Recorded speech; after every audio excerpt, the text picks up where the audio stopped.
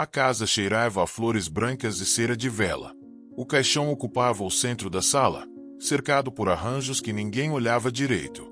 3 cadeiras estavam dispostas em semicírculo diante dele, e os 3 irmãos sentavam ali desde o início da tarde, quando o corpo havia chegado da funerária. Agora eram quase 10 da noite, e o silêncio entre eles pesava tanto quanto o ar parado daquela sala sem janelas abertas. Rafael, o mais velho, mantinha a postura ereta que cultivara ao longo de 43 anos. Advogado bem-sucedido, casado com a filha de um desembargador, pai de 2 filhos em escolas particulares caras. Usava terno escuro mesmo ali, naquele velório íntimo, como se estivesse sempre preparado para uma reunião importante. Os dedos tamborilavam no braço da cadeira num ritmo constante, única delação de que algo o incomodava. Marina, a do meio, tinha 38 anos e uma carranca permanente. Divorciada, professora de literatura num colégio público, morando num apartamento alugado com a filha de 12 anos. Usava um vestido preto simples, sem joias, o cabelo preso num coque apertado. Olhava fixamente para o caixão, mas seus olhos não pareciam registrar o que viam. Estavam vidrados, perdidos em algum ponto além da madeira envernizada. Lucas, o caçula, tinha 34 anos e parecia sempre deslocado em qualquer ambiente. Magro demais, com olheiras profundas, vestia calça jeans e uma camisa preta amassada. Trabalhava como designer gráfico freelancer, vivia sozinho, evitava reuniões de família sempre que possível. Naquela noite, mexia no celular de vez em quando, mais por nervosismo do que por interesse real nas notificações. O pai deles jazia no caixão, composto e sereno, as mãos entrelaçadas sobre o peito. Tinha morrido de infarto fulminante, aos 71 anos, enquanto tomava café da manhã. A empregada o encontrara caído na cozinha, ainda segurando uma xícara. Fora rápido, diziam todos. Ele não sofreu, repetiam como um mantra. Como se isso importasse agora. As primeiras horas tinham passado com relativa normalidade. Vizinhos apareceram, ofereceram condolências genéricas, ficaram o tempo mínimo socialmente aceitável e foram embora.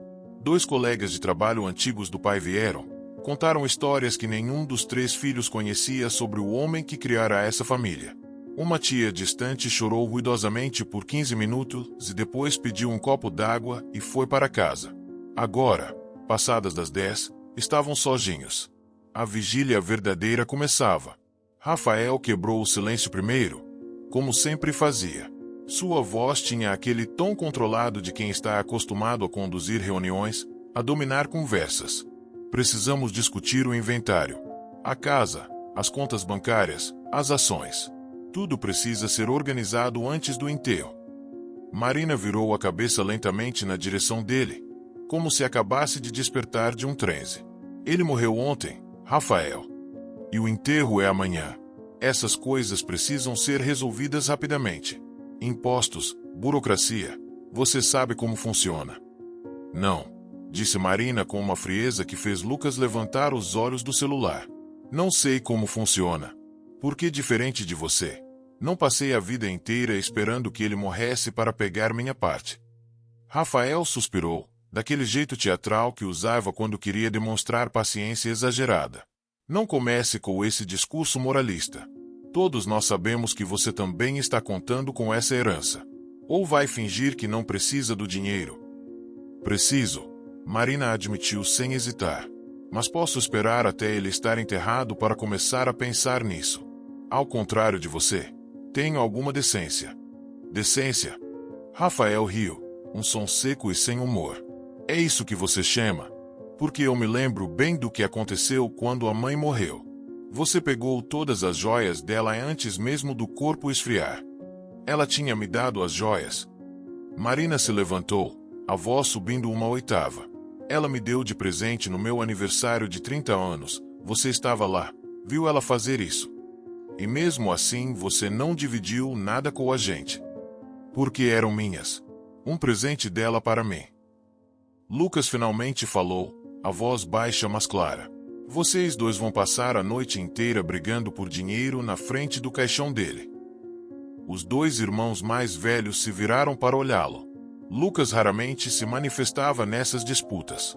Geralmente ficava quieto, esperando a tempestade passar, concordando com tudo para poder ir embora logo. Você não entende, começou Rafael, porque nunca precisou se preocupar com responsabilidades. Você não tem filhos, não tem. Não tenho nada, Lucas completou. Já ouvi isso 1 milhão de vezes. Não tenho família, não tenho carreira de verdade, não tenho patrimônio. Sou um fracasso. Jank. Não foi isso que eu disse. Mas era isso que ia dizer. Marina voltou a sentar, esfregando o rosto com as mãos. Quando falou, sua voz estava mais calma, cansada. Vamos parar com isso. Por favor. Só por hoje. Ficaram em silêncio novamente. O relógio na parede marcava 10h20. Faltavam ainda muitas horas até o amanhecer, até que pudessem deixar aquela sala, aquele caixão, aquela tensão que parecia física, palpável no ar. Rafael levantou e foi até a mesinha onde havia uma garrafa térmica de café e alguns copos descartáveis. Serviu-se, bebeu em goles pequenos, controlados. Ficou de pé, olhando para o caixão. Ele nunca gostou de mim, disse de repente, a voz estranhamente desprovida de emoção. Fiz tudo certo. Tirei as melhores notas, entrei na melhor faculdade, construí uma carreira sólida, casei bem, dei netos a ele. E mesmo assim, nunca foi suficiente. Marina olhou para o irmão com uma expressão que misturava surpresa e algo próximo da piedade. Rafael, é verdade. Você sabe que é. Ele sempre encontrava algo para criticar. Meu escritório não era grande o suficiente. Meus casos não eram importantes o bastante. Minha esposa era arrogante. Meus filhos eram mimados. Sempre tinha algo errado. Ele era assim com todo mundo, Lucas murmurou. Não. Rafael virou-se bruscamente. Não era. Com você ele era indiferente. Com Marina ele era distante. Mas comigo ele era ativamente decepcionado. Como se minha existência fosse uma afronta pessoal. Marina suspirou. Ele era difícil. Todos sabíamos disso. Difícil. Rafael riu amargamente. Que palavra gentil. Diplomática. Típico de você, Marina. Sempre escolhendo as palavras certas para não dizer o que realmente pensa. E o que é que eu realmente penso, Rafael? Já que você me conhece tão bem. Que ele foi um péssimo pai. Que nos negligenciou emocionalmente a vida inteira. Que passou mais tempo no escritório, no clube, em viagem de negócio do que em casa conosco. Que quando estava em casa, estava sempre cansado demais, ocupado demais, irritado demais para nos dar atenção. Lucas encostou-se na cadeira, fechando os olhos. Conhecia essa conversa. Acontecia em toda reunião de família, em todo aniversário, em todo feriado. Os mesmos argumentos, as mesmas reclamações, as mesmas mágoas requentadas vezes sem conta. Mas Marina não respondeu como de costume. Não defendeu o pai com meias palavras, não tentou suavizar as acusações. Em vez disso, ficou olhando para o caixão por um longo momento antes de falar. Ele me bateu uma vez. Vocês sabiam? O silêncio que se seguiu era denso, chocado. Quando? A voz de Rafael saiu estrangulada. Eu tinha 15 anos. Cheguei em casa 2 horas depois do combinado. Tinha ido ao cinema com umas amigas e perdemos a hora. Quando entrei pela porta, ele estava esperando na sala. Me deu um tapa no rosto tão forte que caí no chão. Lucas abriu os olhos, o rosto pálido. Marina. A mãe viu. Ela estava na escada. Não fez nada. Só ficou parada lá, olhando. Depois, quando ele subiu para o quarto, ela veio até mim e disse que eu não deveria ter preocupado meu pai. Que ele tinha tido um dia difícil no trabalho. Que eu precisava ser mais responsável. Rafael aproximou-se dela, mas parou a meio caminho, como se não soubesse o que fazer. Por que você nunca contou isso? Para quê? Você tinha 18 anos, estava na faculdade, ocupado demais com sua própria vida. Lucas era uma criança. E eles dois, nossos pais perfeitos, nunca admitiram que havia acontecido. Na manhã seguinte, tudo estava normal. Café da manhã em família, conversas educadas, como se nada tivesse acontecido. Ele nunca mais fez isso? Lucas perguntou, a voz trêmula. Nunca precisou. Eu aprendi a lição. Nunca mais cheguei atrasada. Nunca mais desobedeci. Fui a filha perfeita, certinha, que nunca causava problemas. Marina riu, um som sem alegria. E mesmo assim, não foi suficiente. Quando me casei com o Paulo, ele disse que eu estava cometendo um erro. Que o Paulo não tinha ambição, que não ia me dar a vida que eu merecia. Quando me divorciei, 5 anos depois, ele disse eu avisei. Como se tivesse alguma satisfação em estar certo. Rafael voltou para sua cadeira, segurando a cabeça com as mãos. Por que estamos fazendo isso? Revirando tudo agora? Porque ele morreu. Marina respondeu simplesmente. E não podemos mais fingir. Lucas levantou-se e foi até a janela. Lá fora, a rua estava escura e silenciosa. As casas vizinhas tinham todas as luzes apagadas. Era como se fossem os únicos acordados no mundo inteiro. Ele sabia, Lucas disse sem se virar. Sobre mim. Sabia há anos.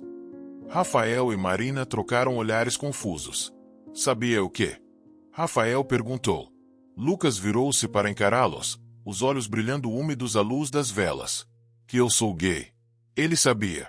Sempre soube. Marina levantou-se instintivamente, mas Lucas ergueu a mão, pedindo que ela parasse. Não. Deixa eu terminar. Vocês precisam ouvir isso.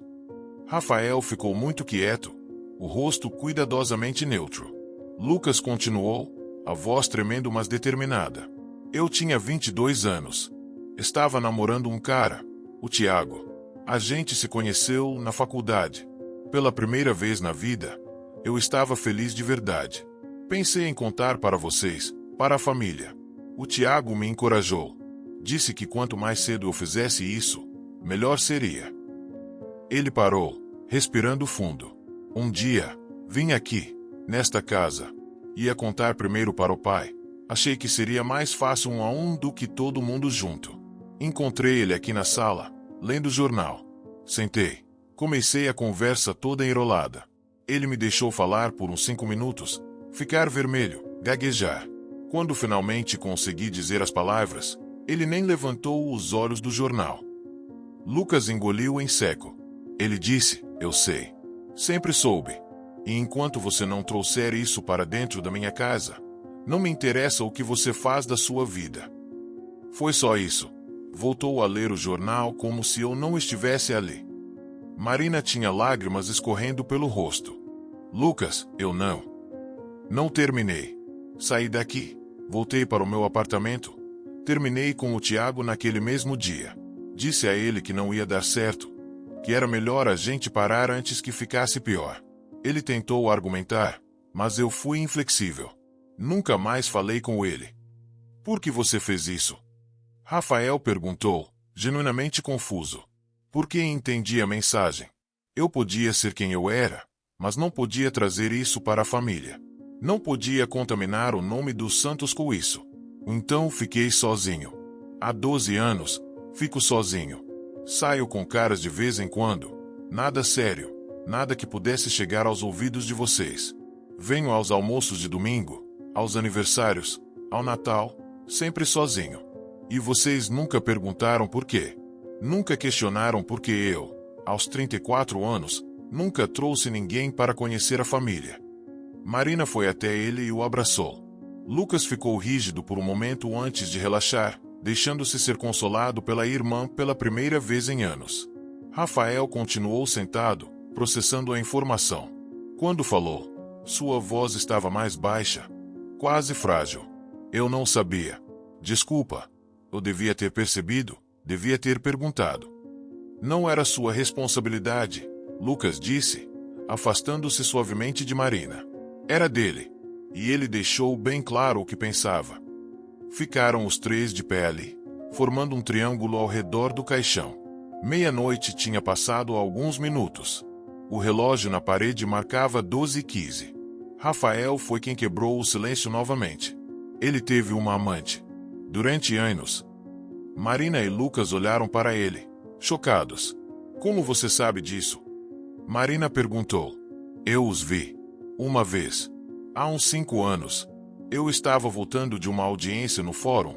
Parei num restaurante para almoçar. Vi ele sentado numa mesa no canto, com uma mulher. Não era nada inocente. A maneira como eles olhavam um para o outro, como ele segurou a mão dela por cima da mesa. Fiquei observando por alguns minutos antes de sair sem que ele me visse. Você contou para a mamãe? Lucas perguntou. Não. Ela já estava doente na época. O câncer já tinha se espalhado. Pensei em contar depois, quando ela melhorasse. Mas ela nunca melhorou. Morreu 3 meses depois. Ela sabia? Marina perguntou. A mamãe sabia sobre a amante? Não sei. Talvez. Provavelmente. Ela sempre soube de tudo o que acontecia nesta casa, mesmo quando fingia que não sabia. Marina voltou para sua cadeira, parecendo subitamente exausta. Que família maravilhosa nós somos! Cheia de segredos, mentiras, coisas não ditas. Como todas as famílias, Lucas murmurou. Não como todas as famílias. Algumas famílias se amam, se apoiam, se importam genuinamente umas com as outras. E nós não nos amamos? Rafael perguntou, e havia algo de genuinamente curioso na pergunta, como se realmente não soubesse a resposta. Marina pensou por um longo momento. Eu não sei. Nós nos toleramos. Cumprimos as obrigações sociais. Aparecemos nos eventos importantes. Mas amor? Amor de verdade? Eu não sei se algum dia tivemos isso. Rafael sentou-se novamente, o corpo inteiro parecendo murchar. A Laura quer se separar. Os outros dois olharam para ele, esperando que continuasse. Ela disse há 2 semanas que não aguenta mais, que eu sou frio, distante, que ela se sente sozinha mesmo estando casada, que as crianças mal me conhecem porque eu trabalho o tempo todo, que ela se casou comigo esperando um parceiro e acabou com um fantasma que aparece em casa para dormir. Rafael. Marina começou, mas ele a interrompeu. E ela está certa. Eu sou exatamente o que ela descreveu. Trabalho 70 horas por semana. Passo mais tempo no escritório do que em casa.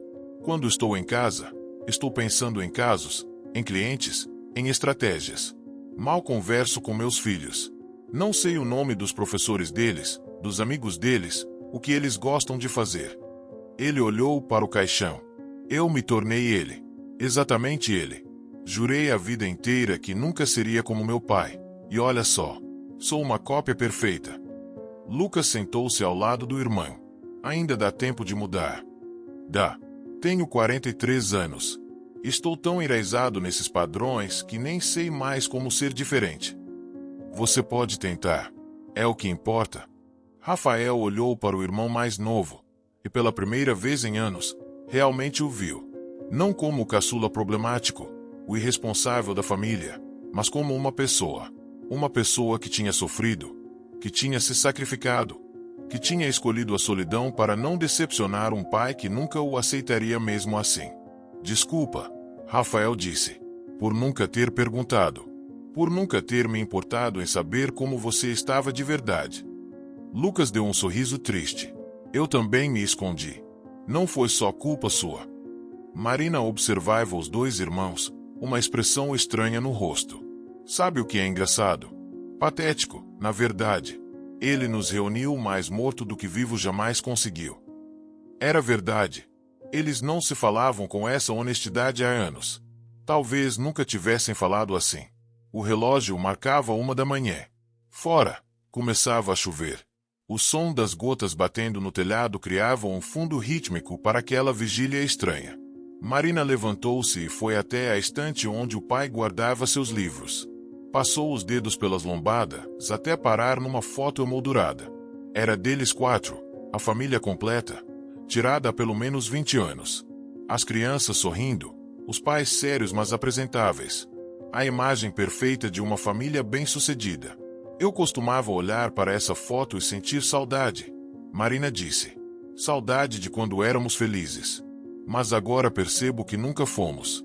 Essa felicidade era encenada. Uma pose para a câmera. Talvez a mãe fosse feliz, Lucas sugeriu. Antes de ficar doente. A mãe. Marina virou-se. Vocês acham mesmo que ela era feliz? Casada com um homem que a traía.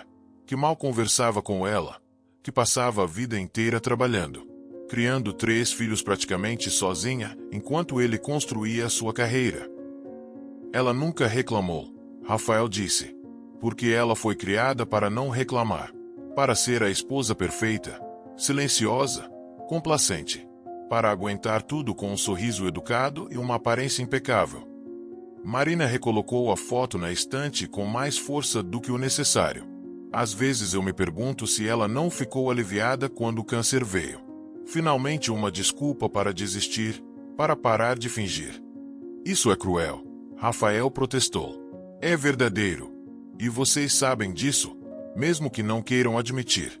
Nos últimos meses dela, quando estava muito fraca para manter as aparências, sabe o que ela me disse? Disse que tinha desperdiçado a vida. Que tinha talento para pintura quando era jovem. Que sonhava em ser artista, mas desistiu quando se casou porque não era apropriado. Passou 45 anos sendo a esposa do Dr. Santos, a mãe dos filhos do Dr. Santos, nunca ela mesma. Lucas estava chorando agora, lágrimas silenciosas escorrendo pelo rosto. Por que nós fazemos isso? Sacrificamos quem somos, o que queremos, nossa felicidade. Por quê? Para agradar pessoas que nunca vão estar satisfeitas de qualquer jeito. Ninguém tinha resposta para isso. Rafael levantou-se e foi até o caixão. Ficou parado ali, olhando para o rosto sereno do pai. Por um longo momento, não disse nada. Então, baixinho, quase num sussurro: eu te odeio. Odeio o que você fez com essa família. Odeio o que você fez comigo, com eles, com a mãe. Odeio que eu desperdicei a vida inteira tentando te impressionar, te fazer se orgulhar de mim. E você nunca, nenhuma vez, disse que estava orgulhoso. Nenhuma vez. Marina aproximou-se e ficou ao lado dele. Eu também. Te odeio por me fazer sentir que não era suficiente. Por me fazer acreditar que meu valor dependia da sua aprovação. Por me ensinar que amor era algo condicional, que precisava ser merecido através de obediência e perfeição. Lucas juntou-se a eles. Odeio que você me fez escolher entre ser eu mesmo e ter uma família. Odeio que perdi 12 anos da minha vida com medo do que você pensaria. Odeio que mesmo agora, com você morto, eu ainda sinto que estou te decepcionando só por existir. Ficaram os 3 ali, lado a lado, olhando para o corpo do homem que os havia criado mas nunca realmente os conhecera. O homem que eles haviam amado e odiado em medidas iguais. O homem cuja morte deveria trazê-los tristeza, mas trazia, principalmente, uma sensação estranha de libertação. A chuva estava mais forte agora. Raios iluminavam ocasionalmente a sala através das frestas das cortinas. Marina foi a primeira a se afastar do caixão. Voltou para sua cadeira e pegou a bolsa. Preciso dizer uma coisa. Para vocês 2. Rafael e Lucas viraram-se para olhá-la. Marina respirou fundo. Quando a Sofia, minha filha, tinha 7 anos, ela caiu da bicicleta e quebrou o braço. Foi um acidente bobo. Ela estava aprendendo a andar sem rodinhas. Levei ela para o hospital. O médico engessou. Tudo normal. Quando voltamos para casa, ela estava chorando. Não de dor, mas de vergonha por ter caído, por ter falhado. Marina parou, os olhos distantes. E sabe o que eu fiz? A primeira coisa que saiu da minha boca. Você precisa ter mais cuidado, Sofia. Precisa prestar mais atenção. Isso não teria acontecido se você estivesse concentrada. Exatamente o que ele diria. Exatamente o que a mãe me disse quando quebrei o pulso aos 10 anos. Ela olhou para os irmãos. Eu estou replicando os mesmos padrões. Fazendo minha filha sentir que acidentes são falhas de caráter. Que ela precisa ser perfeita o tempo todo. Eu vejo isso acontecendo e não consigo parar. Você pode parar, Lucas disse. Ainda dá tempo. Dá. Ou já causamos danos irreversíveis, assim como ele causou em nós. Rafael esfregou o rosto, cansado. Meus filhos me chamam de Senhor quando estão nervosos. Senhor. Como se eu fosse um estranho, um professor severo, não o pai deles. Os 3 ficaram em silêncio, absorvendo o peso dessas revelações. Eram 2:30 da manhã. Ainda faltavam horas até o amanhecer. Lucas foi até a cozinha e voltou com uma garrafa de uísque que encontrara no armário. Serviu 3 doses em copos que trouxera. Ofereceu uma a cada irmão. Pelo homem que nos deu a vida, mas esqueceu de nos ensinar como vivê-la, Lucas disse, erguendo o copo. Marina e Rafael ergueram os seus também, e beberam em silêncio. O álcool queimou descendo, mas era um tipo bom de queimação. Algo vivo, real, verdadeiro. Rafael serviu-se de outra dose. Vocês se lembram daquele Natal? Quando eu tinha uns 12 anos. Os outros balançaram a cabeça. Eu tinha pedido uma bicicleta. Falei disso o ano inteiro. Mostrava os modelos nas revistas, economizava minha mesada para comprar acessórios. No dia de Natal, quando abri o presente, era um conjunto de livros de direito. Para começar meus estudos cedo, ele disse. Rafael riu, mas era um riso amargo. Eu tinha 12 anos e ganhei livro de direito. Eu lembro, Marina disse subitamente. Você tentou não chorar. Ficou segurando aqueles livros enormes, agradecendo, enquanto as lágrimas escorriam pelo seu rosto. E ele disse que homens não choravam por causa de presentes. Que eu deveria ser grato por ele estar investindo no meu futuro. Lucas serviu mais uma rodada de uísque para todos. No meu 16º aniversário, ele me deu dinheiro. Literalmente um envelope com dinheiro. Nem cartão. Quando agradeci, ele disse que era mais prático assim, que eu poderia comprar o que quisesse. Mas nós dois sabíamos a verdade. Ele não tinha feito ideia do que me dar porque não me conhecia. Marina olhou para o copo nas suas mãos. Ele nunca foi a uma reunião de pais na minha escola. Não uma. Era sempre a mãe. Quando me formei com laurea acadêmica no ensino médio, ele não pôde ir à cerimônia porque tinha uma reunião importante. Eu recebi o prêmio de melhor aluna da turma, e ele estava numa sala de reunião discutindo contratos. Eu sei todas essas histórias, Rafael disse. Tenho 1 milhão delas também. E mesmo assim, mesmo sabendo tudo isso, eu continuei tentando. Continuei buscando a aprovação dele. Por quê? Porque é o que filhos fazem, Lucas respondeu. Especialmente filhos de pais emocionalmente ausentes. A gente passa a vida inteira tentando preencher esse vazio, esperando que um dia eles finalmente nos vejam. Marina encheu o copo novamente. Eles já tinham bebido bastante, mas ninguém parecia se importar. Vocês sabem o que eu percebi. Ele nos deixou cheios de dinheiro. A casa, as contas, os investimentos. Vai dar uma herança considerável para cada um de nós. E isso é exatamente como ele foi a vida inteira. Provedor financeiro excelente, pai emocional inexistente. Pelo menos ele foi consistente, Lucas disse com ironia. Rafael levantou-se cambaleando ligeiramente. Foi até o caixão novamente. Dessa vez, colocou a mão na borda da madeira polida. Você sabe o que é mais triste? Eu queria tanto que você estivesse orgulhoso de mim. Construí uma carreira inteira, uma vida inteira, baseada no que eu achava que você aprovaria. E agora você está morto e eu nunca vou saber se consegui. Nunca vou ouvir você dizer que eu fiz bem. Que fui um bom filho. Que você me amava. A voz dele quebrou na última palavra. Marina foi até ele e segurou seu braço. Ele não merecia você. Não merecia nenhum de nós. Rafael virou-se para ela, os olhos vermelhos. Mas nós merecíamos um pai melhor. E é isso que dói. Saber que nunca vamos ter a chance de ter tido essa experiência. De ter sido amados incondicionalmente. De ter tido alguém que se importasse com quem éramos, não apenas com o que alcançávamos. Lucas juntou-se a eles ao redor do caixão. Quando eu era criança, tinha um amigo cujo pai ia a todos os jogos de futebol dele. Ficava na arquibancada gritando, incentivando. Uma vez, eu estava brincando na casa deles, e o pai do meu amigo chegou do trabalho e a primeira coisa que fez foi perguntar como tinha sido o dia dele. Genuinamente interessado. Conversaram por meia hora sobre nada importante, só sobre o dia. Lucas parou, a voz embargada. Eu fiquei olhando aquilo e não conseguia entender. Por que o pai dele se importava? Porque ele queria saber.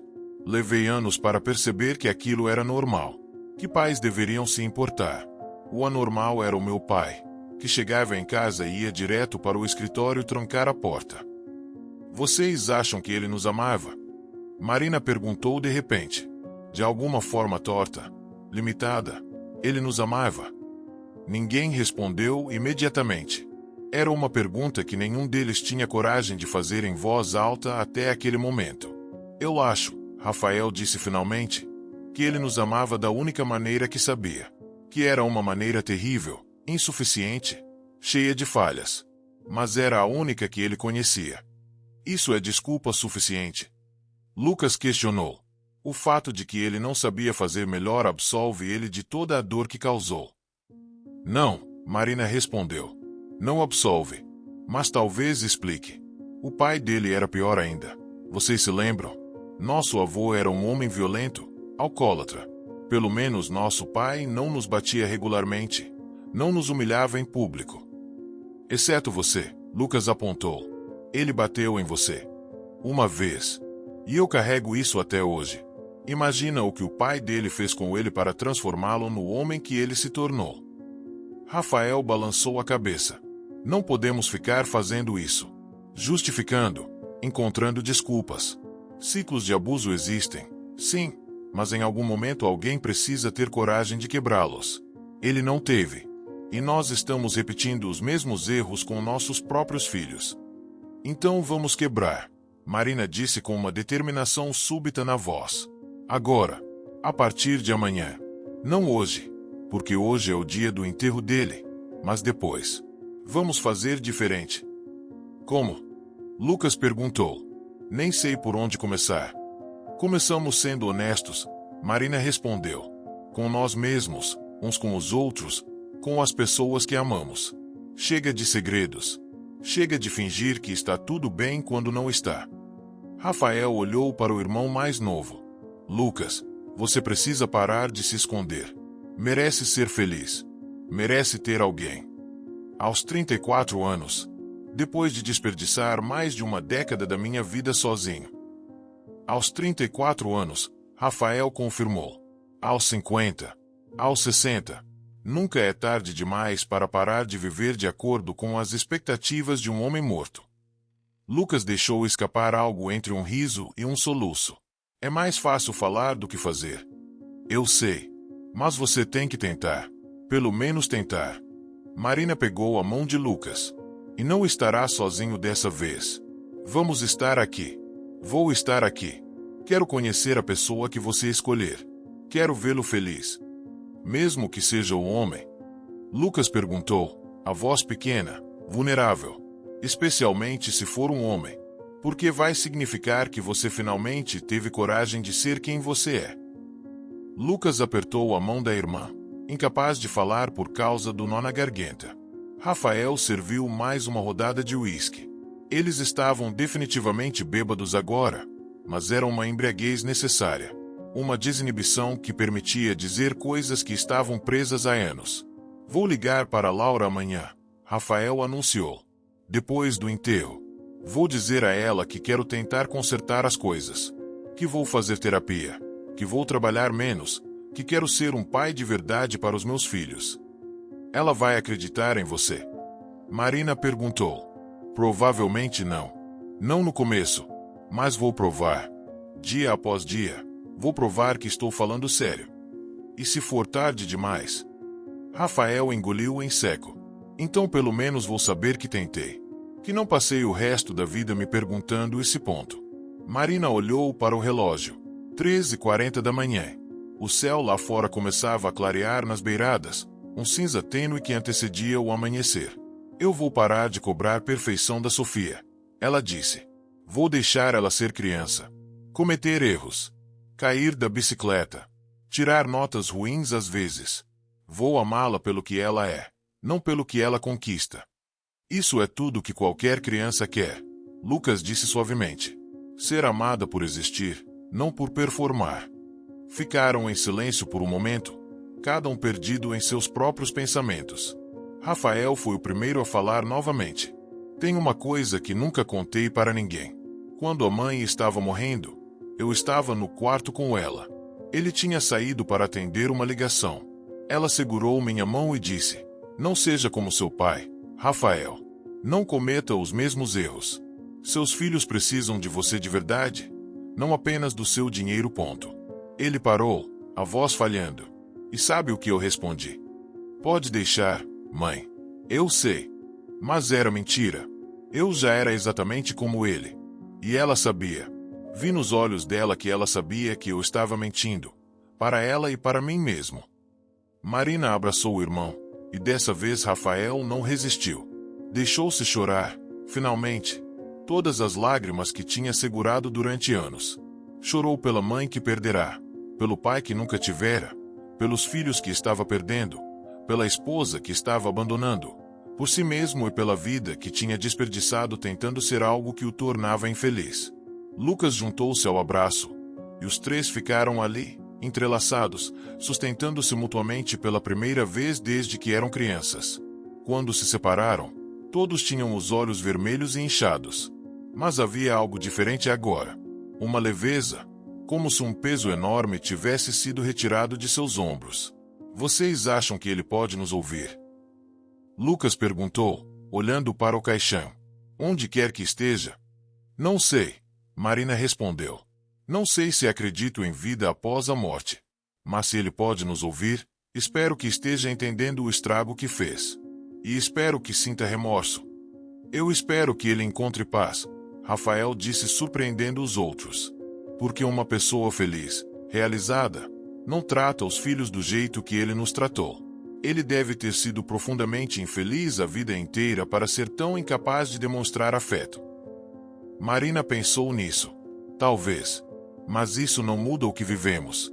Não apaga a dor. Não apaga, Rafael concordou. Mas talvez nos ajude a perdoar. Não por ele, mas por nós. Para que possamos seguir em frente sem carregar esse peso. Você consegue perdoá-lo? Lucas perguntou. Rafael ficou em silêncio por um longo momento. Ainda não. Mas talvez um dia. Quando tiver consertado minha própria vida. Quando puder olhar para trás e ver que não me tornei exatamente ele. Aí talvez eu consiga perdoar. Marina caminhou até a janela e abriu as cortinas. Lá fora, o céu estava claramente mais claro agora. A chuva tinha parado, deixando as ruas molhadas e brilhantes sob a luz nascente. O dia está amanhecendo, ela anunciou. Em algumas horas, virão buscá-lo para o enterro. Os três olharam para o caixão novamente. Ele parecia menor agora, menos imponente. Apenas uma caixa de madeira contendo os restos mortais de um homem falho. Como todos os homens são falhos. Antes de todo mundo chegar, Marina disse, tem uma coisa que preciso perguntar.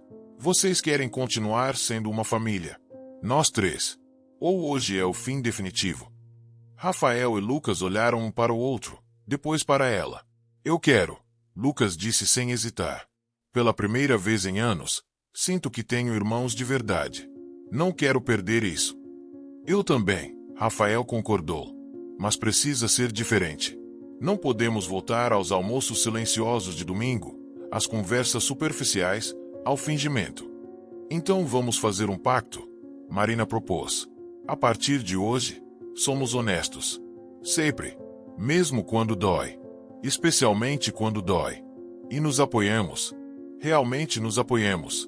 Como família de verdade. Eles juntaram as mãos ali, no centro da sala, com o corpo do pai entre eles. Prometo, Rafael disse.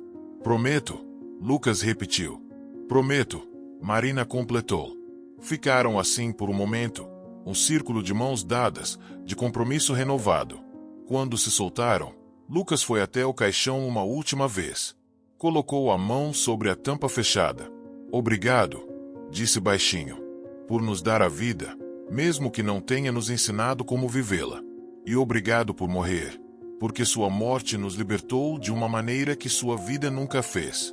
Espero que você encontre o que nunca conseguiu encontrar aqui.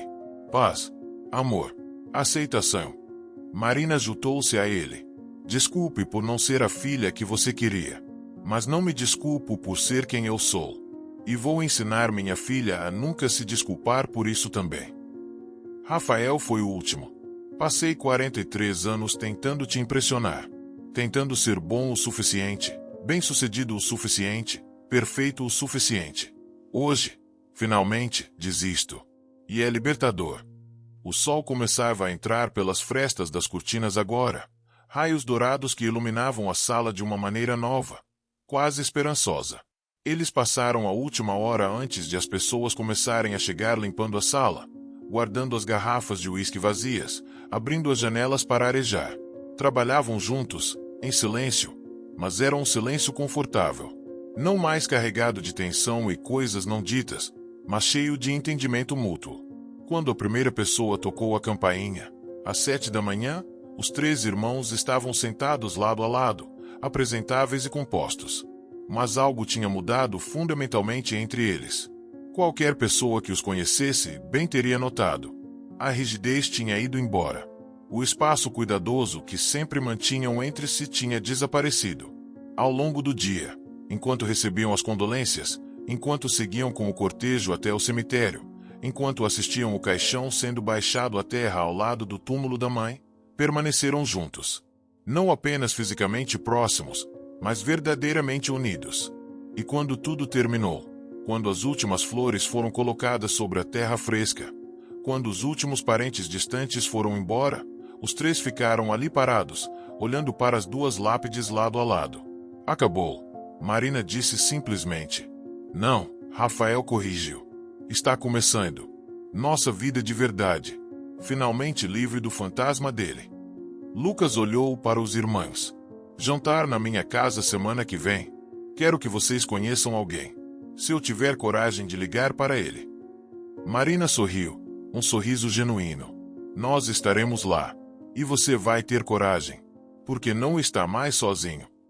Rafael colocou os braços ao redor dos ombros dos 2 irmãos. Vamos para casa. Não a casa dele. Nossas casas. Nossas vidas. Mas vamos manter contato. De verdade. Não apenas nas obrigações sociais. E é assim, sob o sol da manhã que iluminava o cemitério, os 3 irmãos se afastaram dos túmulos de seus pais. Não correndo, não fugindo, mas caminhando com passos firmes em direção a um futuro que finalmente lhes pertencia. Atrás deles, as lápides permaneciam silenciosas, testemunhas mudas do fim de uma era e do começo de outra. Uma era onde 3 pessoas, marcadas mas não quebradas por seu passado, escolhiam escrever suas próprias histórias. Histórias de redenção, de cura, de amor imperfeito mas genuíno. A vigília havia terminado, mas de suas cinzas, algo novo nascia. Algo que tinha valor porque era escolhido, não herdado. Algo que tinha força porque era construído sobre verdade, não sobre aparências. Uma família, imperfeita, machucada, mas finalmente, verdadeiramente livre.